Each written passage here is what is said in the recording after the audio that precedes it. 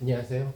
어, 이번에 제가 발표하게 되는 책은 노벨상 위대한 논문 시리즈 중에서 불확정성 원리에 대한 얘기예요. 뭐 양자 시대, 뭐 지금은 양자 시대 또 많은 곳에서 양자라는 단어들이 사용되고 있고 양자에 대해서는 제가 또 양자 혁명이라는 그런 책에서 양자라는 단어가 어떻게 탄생했는가 이런 부분들을 갖다가 얘기한 적이 있어요. 흔히들 뭐 처음 들어보는 사람들도 있고 여러 번 들어봤던 사람들도 있지만 불확정성 원리, 즉 원자 속의 그 세계에서 전자들이 어, 굉장히 기존의 물리학, 뉴턴 물리학과는 다른 아주 이상한 물리학을 갖다가 만족을 하게 되는데 거기에 굉장한 혁명적인 아이디어가 바로 불확정성 원리예요. 즉 다시 말해서 전자의 위치를 정확하게 알려고 하면은 전자의 속도를 알 수가 없어요. 얘가 얼마나 빠른지 느린지를. 또 이제 전자의 속도를 정확하게 측정을 하게 되면은 전자가 어디에 있는지, 여기에 있는지, 저 안드로메다에 있는지 도저히 알 수 없다는 얘기가 돼요.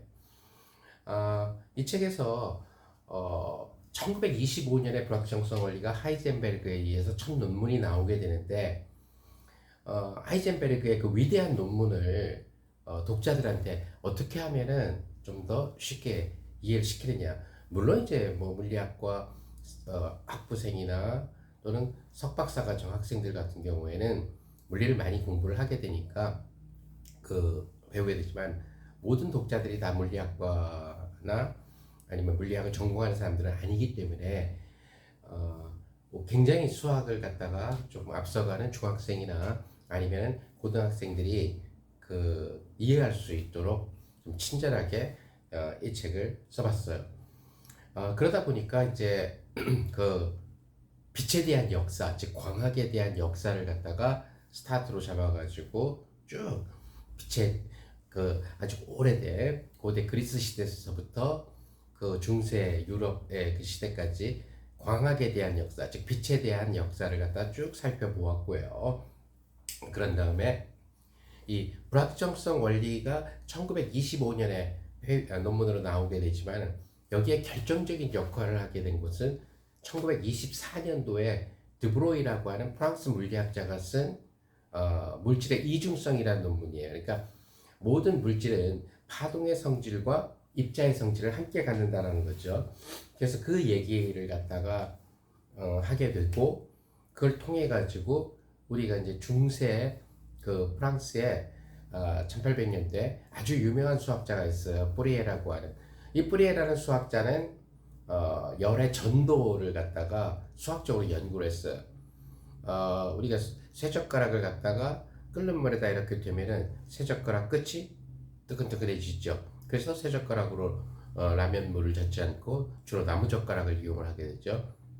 그것에 관한 물리학을 만들면서 소위 얘기하는 뿌리의 급수라고 하는 새로운 수학 이론을 갖다가 만들게 되죠. 이 뿌리의 급수 이론이 바로 1925년 하이젠베르그가 논문을 쓸 때 가장 많이 사용하게 되는 그러한 수학이에요. 그래서 뿌리의 급수에 대해서 고등학생도 알 수 있을 정도로 쉽게 그 내용을 한번 달아봤고요. 그 다음에는 이제 하이젠베르그의 논문 속으로 들어갔어요. 그래서 하이젠베르그가 불확정성 원리에 관한 논문을 어떻게 썼는가. 물론 이 논문의 원본은 책에 포함되어 있죠.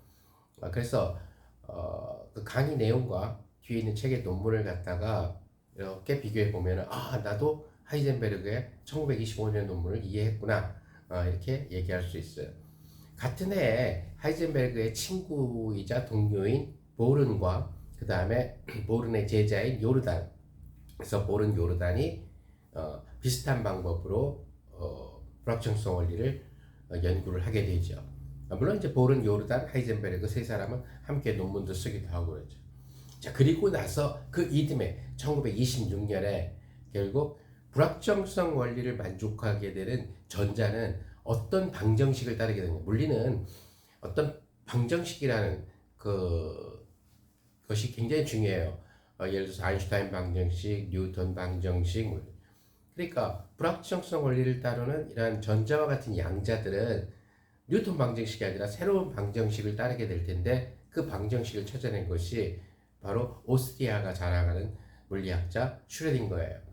이 논문이 1926년에 나오게 되죠. 그래서 슈레딩거의 논문을 사인 함수, 즉 삼각함수를 이용해서 원문에 충실하게 원래의 논문에 충실하게 여러분들이 이해할 수 있도록 한번 쭉 기술해 봤어요.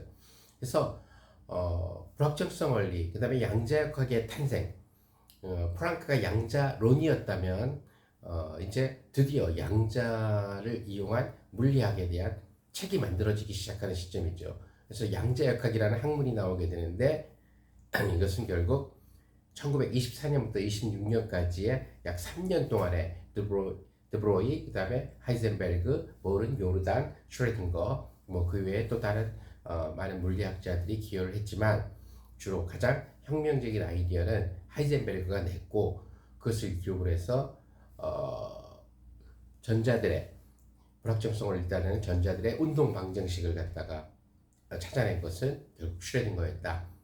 그래서 여러분들이 이 책을 광학의 역사부터 차근차근 슈레딩거의 논문까지 쭉 읽어 나가게 되면은 양자역학이란 이런 것이구나 라고 하는 것을 갖다가 여러분들이 이해를 할 수가 있을 거예요.